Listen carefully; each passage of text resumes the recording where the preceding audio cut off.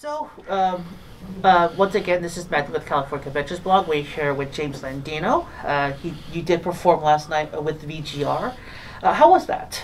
It went well. There were some technical difficulties, which can be a little bit frightening, and so when I recognized them, I ran on stage quickly to address it, and then I made a quick decision, like, all right, we're just gonna do this back-to-back set together. Like, you do a song, I do a song. Let's let's. Wow. They were behind the DJ booth. I was terrified and stressing out. We both were because the technology was not working properly the way it should be. Because normally it was supposed to be like his set and then my set, right? But because of the technical issues, I was like, all right, let's just do a set together. Let's mash up together. Let's make sure we put on a good show. Oh my god! I did not expect that. That was improvised on the fly. No practice. Nothing. That was all ad libbed. Yeah. Oh my god! The whole thing was improvised. Wow! It was seamless. It was amazing. Oh my god! It was very stressful, but it was. I'm glad it worked out. And yeah, it's in kind of a weird way. It's fun. So.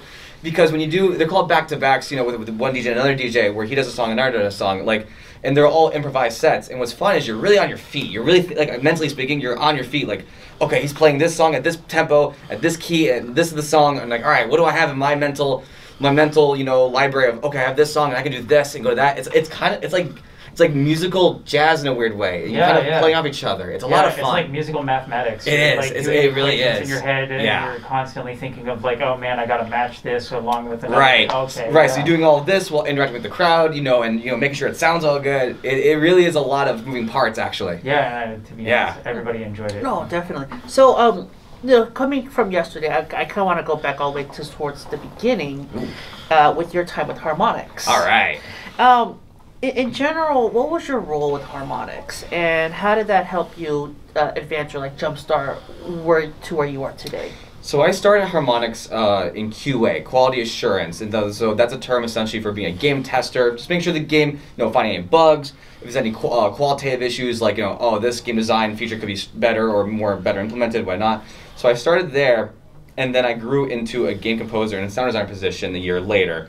And that's when I got to be more involved with the audio design, obviously audio creation, even game design in some aspects, because Harmonix predominantly does music games. And so if you're doing audio, you are kind of hand-in-hand with the game design itself too. So for Rock Band, for example, Rock Band 4, we'd be incorporating, we'd be the, for the gems that fly down that you would be beat matched to, I'd be the one to kind of punch that game design in. So things like that were what I was particularly involved in. Oh. And it was a really great time. I was there for 4 years. I learned a lot about the industry, both socially and kind of in the technical nuances of it. It really gave me a good solid foundation of where I am now, I'd say. Okay. So, staying in the realm of video games, given your involvement in the industry, what was it like working on projects such as Amplitude, Kingdom Hearts, and Sonic the Hedgehog? Oh man, so with Sonic the Hedgehog, I technically didn't formally work on. I did a fan game of it. Oh, okay. Yeah, but still, to your point, that was a really fun. That was a very important fan game project, because the composers that I was working with, who eventually became my closest friends, we then became a team that worked together on other official game projects in the future, such as No Straight Roads. So without that fan game, we would have never been able to, we never would have built the bond that we share together now, both creatively and personally.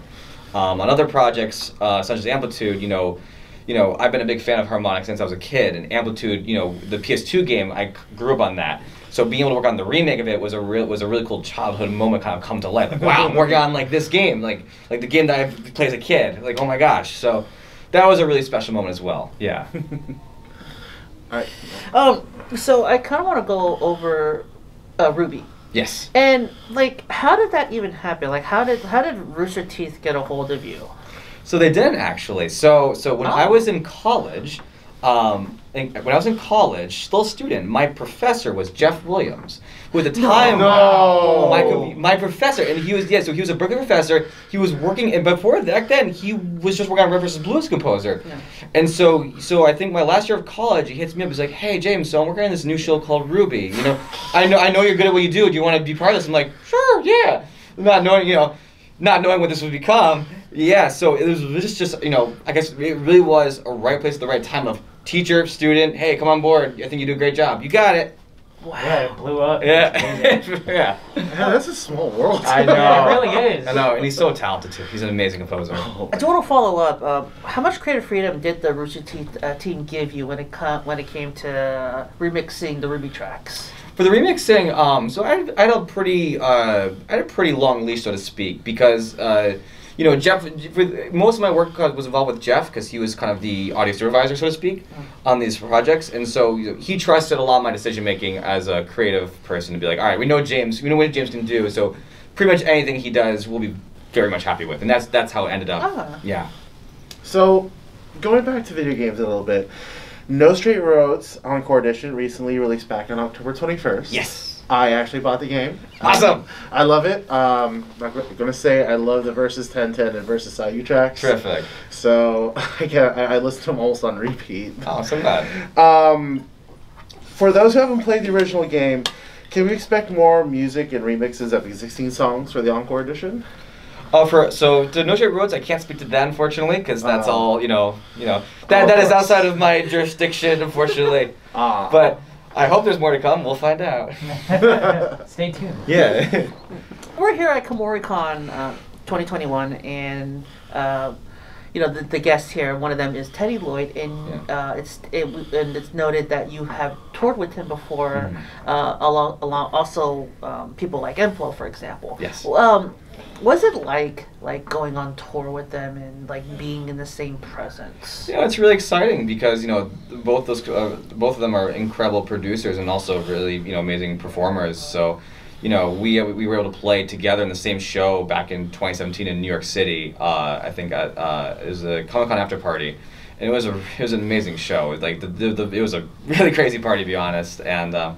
They're just so professional, and they're all both very kind. So, to be on stage with them is just an honor, so to speak. So, on your channel, on YouTube, you've created some original songs based on the Splatoon franchise. Any chance we'll hear your work in Splatoon 3? Everyone keeps asking me that. A bunch of people actually been like, Splatoon. Come on, James, we know you can do it. Nintendo, hit me up. Yeah. I hope so. Are there any franchises you would love to be a part of, like any game franchise? I would love. There's a bunch, but I think one that's near and dear to my heart is Dance Dance Revolution. I would love to be in DDR. Dude. I've been slowly trying to find ways. So hey, who could I tell? I would love to do DDR because that is the game for why I even started writing in the first place. That was my foundation for being a composer. So to be on there would be childhood dream come true. He could be the next DDR. Speaking of video game composing, what do you feel is like the hardest challenge when it comes to like trying to piece a compositional piece to a video game? The hardest piece to composing to a video game. I think if anything, it's not the composition part. It's the being able to read someone's mind when they ask me, hey, can you make this song sound like this? And I'm like sometimes, sometimes you get some feedback where it's like, hey, can this song be a bit more blue? And I'm like, what does that even mean? What does that mean? I don't understand. Right? One time I got one that was like, it's sounding a little bit it sounds like a circle. We need a bit more square. Like, I'm serious. Like, there's a lot of abstraction. Right. So a lot of times, being a composer is half about is making it. The other half is translating what someone a creative director wants in their head, and you bring that to life. That's a big difference between being a composer for yourself versus a composer for a client or for someone else's vision. Because it's really how can I tap into their brain and extract those ideas into reality. So I think that's the biggest challenge.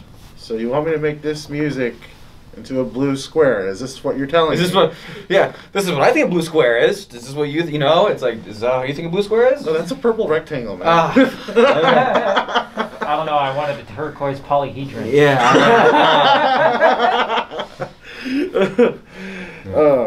So, I noticed on your channel, when can we expect the full jazz and DK64 rap cover of Smash Mouth Star? Well, I mean, just stay tuned. You might find soon. You caught me right with caught me the hands up over here. Oh yeah. These are hard-hitting questions. Hard-hitting? I know.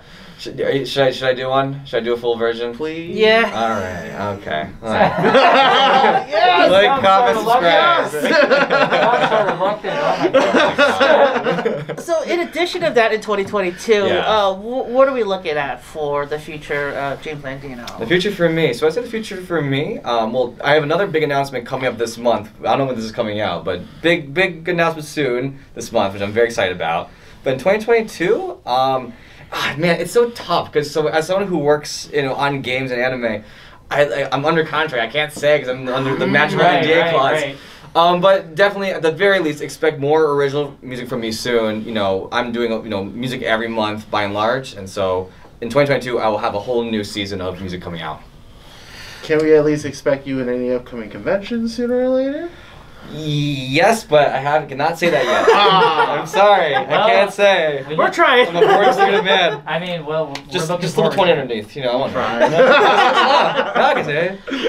And with that, I think that's all we have for you today. Thank you so much for having me. Thank you. Thank you for I definitely enjoyed the concert. Yes. Yeah, Oh, thank that's a you. beautiful Is there any social media plugs that you want to throw in? Yeah, find me on /James Landino on Instagram, Twitter, Spotify, YouTube. It's just my name, James Landino. There you go. There you go. All right. Yeah. Thank you so much. Thank you. Thank you All right, so thank you. much.